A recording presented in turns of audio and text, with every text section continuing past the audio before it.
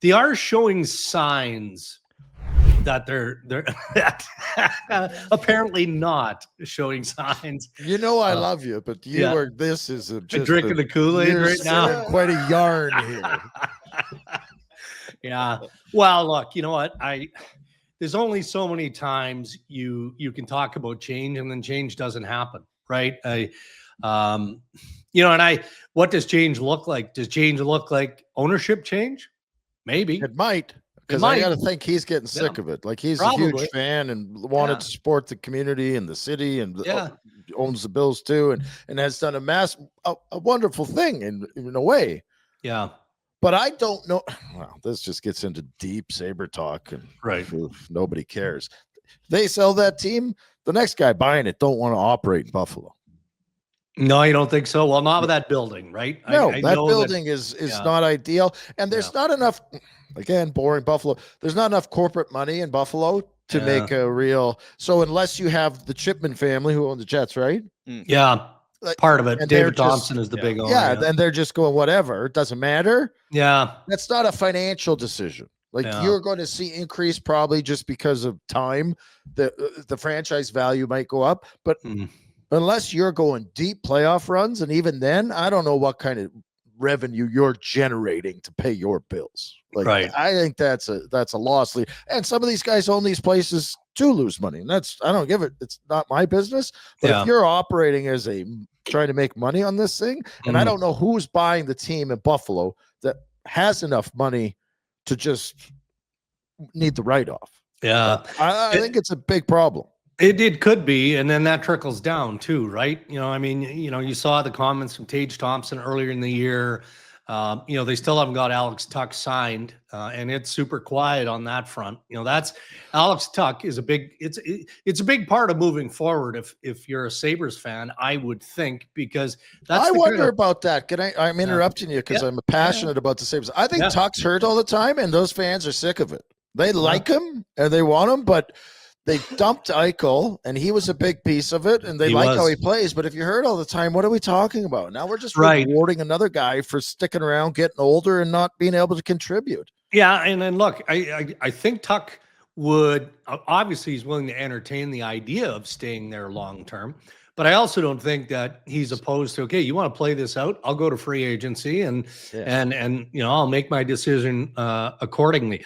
But if you're Kevin Adams or the general manager of the Buffalo Sabres, and you're getting closer to the trade deadline, and you don't have him signed, like how many really good pieces, and you're right, Tuck has hurt a lot. How many good pieces can you send out somewhere else and not get a return coming back that is going to help you? It seems like they play from the same playbook every year, and it just doesn't get better. Yeah, well, here's the thing. You're not allowed to say it, but I will. It's his fucking playbook. So how about we gas that guy first? Right? And by that guy, it's been his playbook long enough that it's like, this is your team. So let somebody else play with the toys. Yeah. Dropped a hard F-bomb with Drakes. I didn't like doing that. He's a professional. I shouldn't do that when he's on.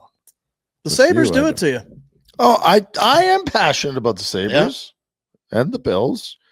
And a lot of I have a birthday this year. And the shoveler was asking me what we're going to do. She's like, if the stupid Bills were any good, we could go to the Super Bowl. And I'm like, I wouldn't want to spend that kind of dough to go to the Super Bowl. I said this morning, I would rather go to Buffalo with real Bills fans and be in a pub with them and cheering. I am passionate about that because those sports franchises have suffered.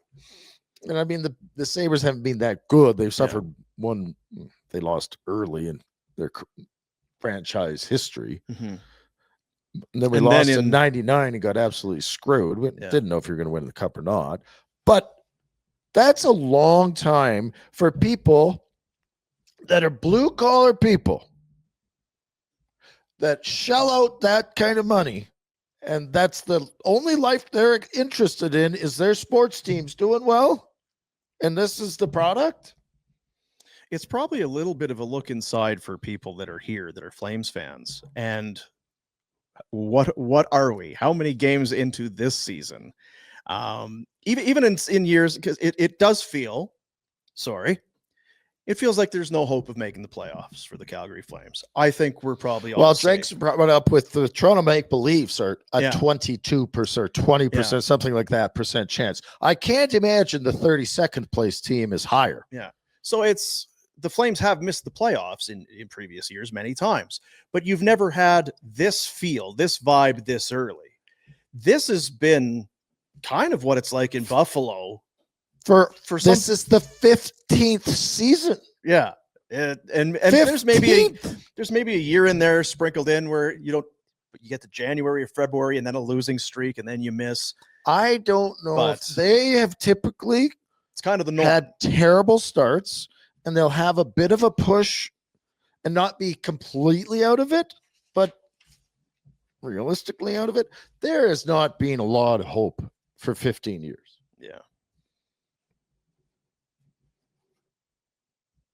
Be better, I guess, would be the message. Well, and again, it is the same scenario where they draft some decent kids, they come along and they dump them out. What the hell were you doing with Eichel?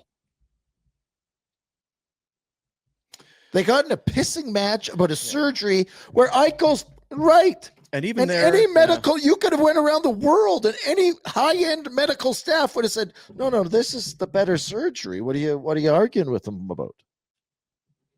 Yeah, and they'd given them the money already. They signed him whatever it was, $8 million. So Yes. they didn't. Good, done. You've kept your franchise player, but then you fumbled it at the 1 yard For no reason. And now then, maybe they have their reasons. There's always two sides to every story. That's what I tell my kids, right? Yeah, right. But Kevin Adams has been at it long enough. Where Dylan Cousins is a great example. What are you doing? Yeah, it's to the point sometimes when it's that much of a head scratcher, something's going on. Yes. Like ownership, there's something, because it's not a hockey trade. And it doesn't. I always say soft as puppy poo. The Sabres have been super duper soft as puppy poo for a real long time. Now, maybe that doesn't mean anything, but I mean the fact that their off ice habits are horseshit. Their defensive coaching is not good. They are wide open guys in the slot, game after game, year after year. What are you doing? Hold these guys accountable. I thought, and Lindy's gone in there. I don't know. Has it changed? It's too cozy for a team in the franchise. Zero expectations has turned into zero expectations, and the guys don't even care. So Peter gets mad when they say they don't care, but I know. It's proof. The proof is in the pudding. That's what they say. Hey, buddies, thanks for watching. We appreciate it. Also, if you could throw in a like and subscribe, it does help us out with what it is we are doing. And check out more at flamesnation.ca.